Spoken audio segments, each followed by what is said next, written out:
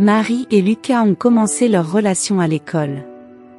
En cours de route, Marie est tombée enceinte de Lucas. Lucas l'a convaincue d'interrompre la grossesse pour que cela n'affecte pas leurs études. Marie, qui n'avait pas le choix, a accepté et a avorté. Après l'école, plus tard, Lucas et Marie se sont mariés, ils s'aimaient tellement l'un l'autre. Malheureusement, Marie n'a pas pu tomber enceinte à nouveau, ce qui est devenu une préoccupation pour Lucas. Ils étaient mariés depuis 4 ans sans enfant. Ils sont allés dans différents hôpitaux et ont passé de nombreux tests différents, mais ils étaient médicalement aptes à avoir des enfants et pourtant les enfants ne venaient pas. Marie pleurait toujours tous les jours, elle se sentait comme si le karma lui rendait la monnaie de sa pièce pour avoir interrompu sa grossesse à l'école. Lucas lui a fait comprendre qu'ils sont encore jeunes et qu'ils auront certainement des enfants un jour, tandis que les parents continuaient de le presser de prendre une autre épouse. Il voulait des petits-enfants, mais il leur a fait comprendre qu'au moment opportun, Marie tomberait sûrement enceinte. Une nuit fidèle, Marie et Lucas faisaient l'amour. On frappa très fort à la porte. Ils ignorèrent et continuèrent à passer un bon moment l'un avec l'autre. Lucas s'arrêta à mi-chemin et mit sa chemise pour vérifier la porte. Pendant ce temps, Marie était toujours nue sur le lit. À la porte, Lucas demanda qui était là. Le portier répondit que c'était lui, votre portier. Lucas demanda ce qu'il voulait. Le portier répondit que quelqu'un avait déposé une lettre importante et que c'était urgent. Lucas répondit qu'il allait à son poste de garde, il prendrait la lettre demain. Le portier dit que c'était une question de vie ou de mort et qu'il devait ouvrir immédiatement la porte. Lucas ouvrit la porte et les voleurs serraient le portier à l'intérieur de la maison. Les voleurs demandèrent où était l'argent. Lucas répondit qu'il n'y avait pas d'argent dans cette maison. Les voleurs répondirent que s'ils ne parlaient pas, ils les tueraient. Lucas dit qu'il était à l'étage, dans sa chambre. Les voleurs emmenèrent Lucas dans la chambre tandis que Marie, inconsciente de ce qui se passait en bas, était toujours nue sur le lit. Lucas et les 4 voleurs entrèrent dans sa chambre. Les voleurs virent Marie nue sur le lit. « Nous avons touché le jackpot ce soir, dit le premier voleur. Le deuxième voleur commanda, « Monsieur, apportez l'argent maintenant. » Lucas ouvrit la porte de son armoire et sortit une mallette contenant de l'argent. Les voleurs lui demandèrent d'ouvrir la mallette, ce qu'il fit, et ils virent l'argent à l'intérieur. Ils se mirent à rire entre eux. « Maintenant que nous avons l'argent, amusons-nous avec cette belle danseuse ici, dit le premier voleur. » Les 4 voleurs adhérèrent à l'idée. « Qui commencera en premier ?» demanda le troisième voleur. « Je le ferai, dit le 4e voleur. » Lucas commença à supplier, « S'il vous plaît, ne touchez pas à ma femme, vous avez l'argent, vous pouvez partir. » Mais ils refusèrent. « Taisez-vous avant que je vous fasse exploser la cervelle, » cria le deuxième voleur. « Asseyez-vous là et regardez-nous nous amuser, dit-il. » Lucas recommença à supplier. « S'il vous plaît. » Lucas a commencé à supplier à nouveau, « Si vous dites quelque chose de nouveau, je vais vous tuer, » a répondu le premier voleur avec un visage sérieux. Le troisième voleur est allé sous le lit pour rencontrer Marie qui était nue. « S'il vous plaît, ne faites pas ça, monsieur, » a crié Marie. « Je suis une femme mariée, » a-t-elle pleuré. Le troisième voleur a dit, « Si vous dites un autre mot, je tuerai votre mari devant vous. » Marie est devenue muette. Ils ont passé un mauvais moment avec elle tous les 4 devant son mari. Lucas a continué à les supplier, mais ils ont refusé. Ils ont tous dormi avec Marie jusqu'à ce qu'ils réalisent qu'elle ne répondait plus. Ils ont fui de la maison avec la mallette pendant que Lucas précipitait Marie à l'hôpital.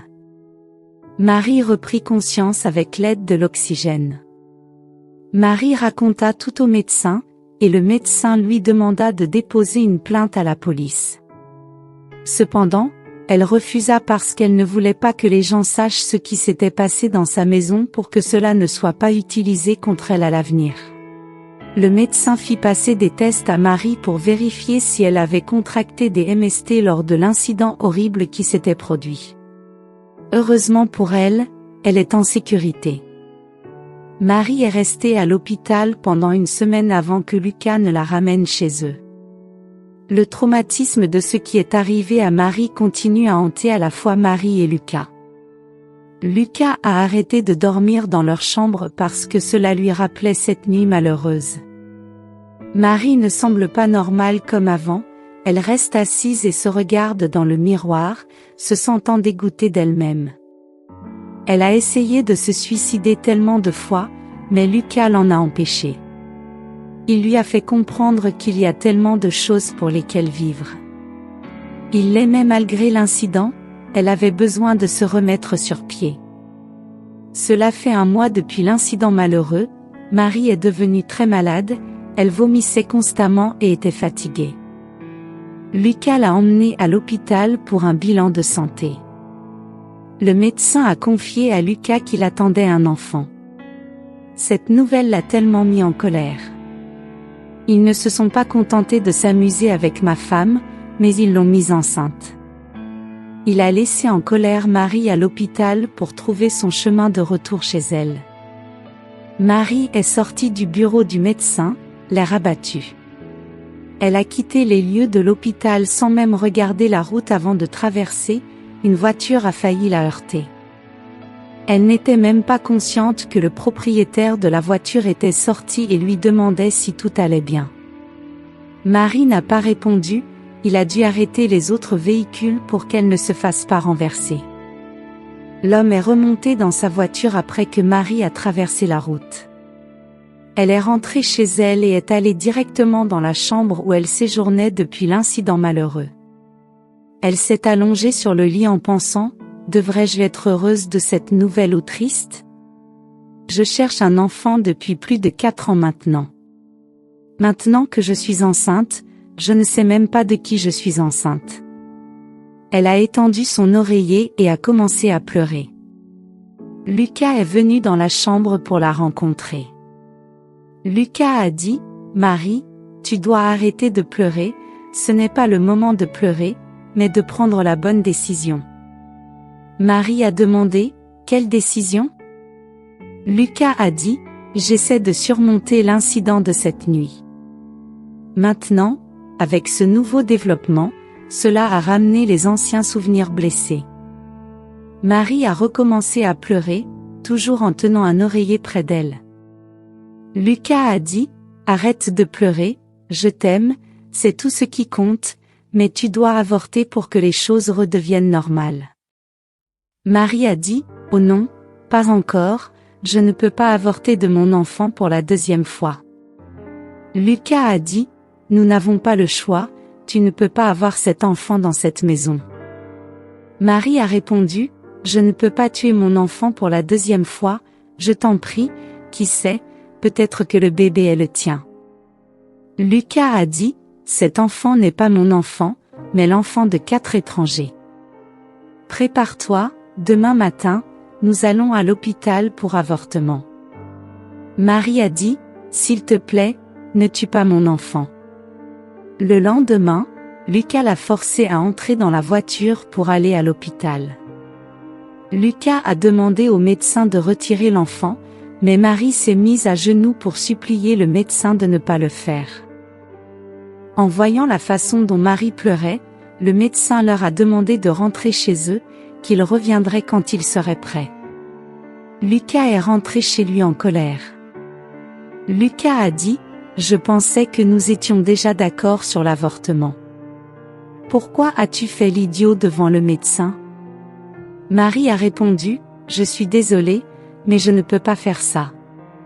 Je ne peux pas subir un autre avortement pour la 2e fois. » Lucas a dit, « Choisis entre moi et cet enfant que tu portes. » Marie répond, « S'il te plaît, je ne peux pas choisir, s'il te plaît, laisse-moi avoir cet enfant. » Lucas a répondu, « Si tu veux encore mon amour, alors fais ce que je dis. » Marie a dit, « S'il te plaît, ne me traite pas de cette façon, j'ai déjà beaucoup souffert. » Lucas, si tu échoues à choisir, cela signifie que tu veux ma haine, pas mon amour. Si tu décides de garder cette grossesse, je vais être ton pire cauchemar. Je vais te frustrer tellement que tu ne souhaiterais jamais être né. Je n'étais pas du tout en colère, parce que ce n'était pas de ta faute, mais juste des circonstances malheureuses. Mais maintenant, je suis tellement en colère contre toi, tu me fais sentir que tu as tout planifié toi-même. Marie répondit, « S'il te plaît, planifie quoi ? » Lucas, le plaisir que tu as eu avec ces 4 hommes, je suppose que tu t'es bien amusé, après tout, tu as goûté à 4 virilités différentes en une seule nuit. Marie a répondu, « Est-ce que tu t'entends parler ? Tu m'insultes indirectement. » Lucas a répondu, « Tu es déjà une insulte pour avoir choisi de garder cet enfant en toi. » Marie a dit, « S'il te plaît, arrête de me faire mal de cette façon, tu me rends folle avec tes mots. » Lucas a répondu, « Tu n'as encore rien vu, il est encore temps pour toi de te débarrasser de cet enfant en toi. » Marie s'est levée et a poussé Lucas hors de la pièce, elle a verrouillé la porte de la chambre de l'intérieur. Lucas a arrêté d'aller au travail, il voulait juste être à la maison pour tourmenter Marie jusqu'à ce qu'elle accepte de mettre fin à la grossesse. Mais tous ces mots, ces accusations n'affectaient pas Marie parce qu'elle avait décidé qu'elle garderait l'enfant, c'est définitif. Lucas la frustrait à tel point qu'il amenait différentes femmes chez lui pour coucher avec lui. Il rentrait ivre à la maison la nuit et continuait d'appeler Marie une « bon marché ». Marie a continué à supporter cela jusqu'à ce qu'elle mette ENF au monde, un petit garçon. Même après avoir donné naissance à l'enfant, Lucas continuait à l'humilier ainsi que l'enfant. Il ne touchait ni ne s'approchait de l'enfant pour voir à quoi il ressemblait, il continuait à appeler l'enfant par différents noms, et Marie, une mère d'un enfant sans père. Un jour fidèle, Marie est sortie acheter de la nourriture pour bébé car elle avait une mauvaise lactation. Le petit bébé dormait profondément, mais après un certain temps, il a commencé à pleurer. Marie n'était pas encore rentrée. Le cri était trop fort. Lucas est allé dans la chambre, son intention était de prendre l'enfant et de le déposer à l'extérieur de la maison. Mais quand il a pris l'enfant pour la première fois, il a remarqué que le garçon avait le même signe distinctif que lui sur le cou. Il s'est précipité et a vérifié la jambe du bébé, il a vu un autre signe de naissance au même endroit que le sien. Marie est entrée et l'a vu tenir l'enfant, elle s'est précipitée et a repris l'enfant de lui. Pourquoi l'enfant a-t-il le même signe de naissance que moi, au même endroit où j'ai le mien ? Est-il possible que cet enfant soit le mien ? Lucas se posait des questions alors qu'il quittait la chambre de Marie. Comment est-ce possible ? Que dois-je faire maintenant ? Lucas est allé voir son médecin de famille et lui a expliqué la coïncidence du signe de naissance. Le médecin lui a demandé d'apporter un échantillon du bébé pour un test ADN, c'est le seul moyen de confirmer si le bébé est le sien. Lucas a réussi à obtenir une mèche de cheveux du bébé et l'a emmené à l'hôpital. Un test ADN a été effectué pour lui et l'enfant, il s'est avéré à 99,9% précis que le petit garçon était l'enfant de Lucas. Quand Lucas a vu le résultat, il est devenu raide comme une statue. Par où dois-je commencer ? Est-ce que Marie me pardonnera un jour pour lui avoir fait tant de mal ? Si elle me pardonne, est-ce que je me pardonnerai pour lui avoir fait du mal et pour avoir amené différentes femmes chez nous ? Qu'ai-je fait à ma femme ? Je ne l'ai pas bien traitée ces derniers mois. Je lui ai même demandé d'avorter de notre enfant. Il est retourné chez lui pour rencontrer Marie et l'enfant. Marie, peux-tu me pardonner de t'avoir fait tant de mal ? Marie a demandé, pourquoi cette soudaine excuse ? Que s'est-il passé ?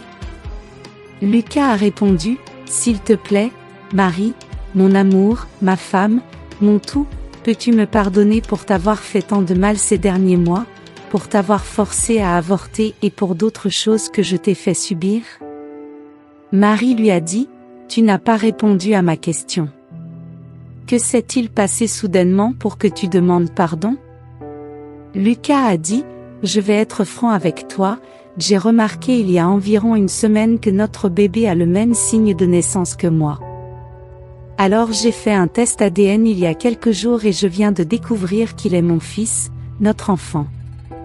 Marie lui a dit, donc c'est pourquoi tu m'excuses, je n'ai pas besoin d'une telle excuse. S'il te plaît, quitte ma chambre. Lucas a dit, chérie, je suis tellement désolé, s'il te plaît pardonne-moi. Marie a répondu, je savais déjà que c'était ton fils. J'ai fait un test ADN avant toi. Je suis avec toi depuis des années, je sais que tu as ces marques de naissance. Dès que je l'ai remarqué sur notre enfant, j'ai été curieuse, c'est pourquoi j'ai pris un échantillon de tes cheveux pour faire un test ADN. Alors, je savais avant toi, j'ai gardé le silence pour des raisons spéciales. Lucas lui a répondu, donc tu savais, tu aurais pu me le dire, je suis vraiment désolée de t'avoir fait tant de mal de cette manière. Marie a répondu, tu es désolée parce que c'est ton enfant, pas parce que tu le penses vraiment. Je ne te pardonnerai jamais. Je vais bientôt déménager de cette maison pour que tu aies suffisamment de temps pour toi et tes soucis. Quelques jours plus tard, Marie a déménagé de la maison lorsque Lucas est parti travailler. Elle lui a laissé une courte note, s'il te plaît, ne nous cherche pas car tu ne nous trouveras pas. Lorsque Lucas est rentré du travail, il est allé voir Marie pour découvrir que la chambre était vide. Il a vérifié toutes les pièces de la maison mais elle et le bébé n'étaient pas là. Il a vu la note écrite, s'il te plaît, ne nous cherche pas car tu ne nous trouveras pas. Il se sentait si vide, il disait par où dois-je commencer à la chercher, se demandait-il. Le lendemain, Lucas a appelé la mère de Marie pour demander de ses nouvelles et de celles de son mari. Elle a répondu que tout le monde allait bien. La mère de Marie a demandé des nouvelles de Marie et de son petit enfant à Lucas. Il a répondu qu'il allait bien. Lucas a conclu, je doute qu'elle soit là, une mère ne demanderait pas de ses nouvelles par moi. Laisse-moi appeler mes parents. Il a appelé ses parents pour leur demander si Marie était là, mais ils ont dit que non. Il les cherchait depuis 4 mois déjà, mais elle est introuvable. Mais il n'a pas abandonné, il continue de demander à tous leurs amis s'ils ont des nouvelles d'elle. Un soir, Lucas a reçu un appel d'un numéro inconnu. Il a répondu et Lucas a dit « À qui ai-je l'honneur ?» La personne a répondu « Je suis Jennifer, l'amie de Marie à l'école, te souviens-tu de moi ?» Lucas a répondu « Waouh, cela fait longtemps, comment pourrais-je oublier, Jennifer, comment vas-tu ?» Laisse-moi te dire, mon ami, je vais bien, je n'ai pas beaucoup de temps pour parler, écris simplement cette adresse, ta femme est chez moi depuis 1 mois. Lucas a noté rapidement l'adresse, il a dit « Merci beaucoup, je te dois beaucoup. » Jennifer a dit « S'il te plaît, ne lui dis pas que je t'ai donné cette adresse. » Le lendemain, Lucas est allé à l'adresse pour voir Marie. Elle était choquée de le voir. Marie a demandé « Comment as-tu trouvé cet endroit ?» Lucas a répondu « Cher par l'intermédiaire d'une amie, je te cherche depuis longtemps, s'il te plaît pardonne-moi, je ne peux pas partir sans toi. » Marie a dit que c'était fini avec Lucas. Jennifer a dit à Marie de pardonner à son mari pour l'amour de leur enfant. Lucas a dit « Oui chérie, pardonne-moi pour l'amour de notre bébé. » Marie a répondu « Quel bébé, le même bébé que tu m'as demandé d'avorter, le même bébé que tu m'as maltraité pendant ma grossesse, je ne peux tout simplement pas te pardonner, s'il te plaît. » Jennifer lui a dit que « est humain mais pardonner c'est divin, cet enfant est un cadeau de Dieu pour vous réunir, il est temps de lui pardonner, cela fait déjà tant de mois, votre fils a également besoin de l'attention, de l'amour et des soins de son père. Jennifer a dit que si Lucas accepte ces conditions, elle le pardonnera. Lucas a répondu qu'il acceptait toutes les conditions. Marie a donné ses conditions. Premièrement, tu dois nous trouver une nouvelle maison, je ne retournerai plus jamais dans cette maison. Deuxièmement, tu dois te pardonner et guérir aussi. Troisièmement, tu dois me considérer comme ta femme, pas une femme abusée par les voleurs. Quatrièmement, tu dois arrêter de boire et être responsable. Cinquièmement, tu ne dois jamais me faire de mal, ni à notre fils.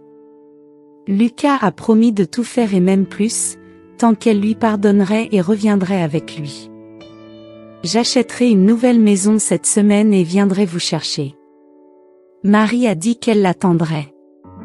Elle ne lui pardonnait que parce qu'il l'avait empêchée plusieurs fois de se suicider, sinon elle ne l'aurait pas pardonné.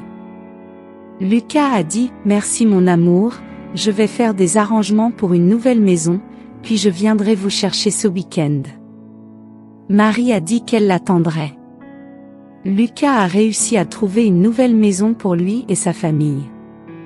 Il est allé chercher Marie et son fils chez Jennifer, il a remercié Jennifer d'avoir soutenu sa femme et son enfant, il lui a donné une grosse somme d'argent pour la remercier. Jennifer a également remercié Lucas. Lucas et sa famille sont rentrés chez eux, cette fois dans une nouvelle maison, une maison qui ne leur rappelait pas le traumatisme qu'ils avaient vécu. Lucas s'est agenouillé et a remercié Marie de l'avoir pardonné, il lui a également promis qu'il ne lui ferait plus jamais de mal, ni à elle ni à leur fils. Marie et Lucas ont appelé leur fils « cadeau de Dieu ». Lucas a pris soin de sa famille, avec le temps, Marie a commencé à avoir des sentiments pour lui à nouveau.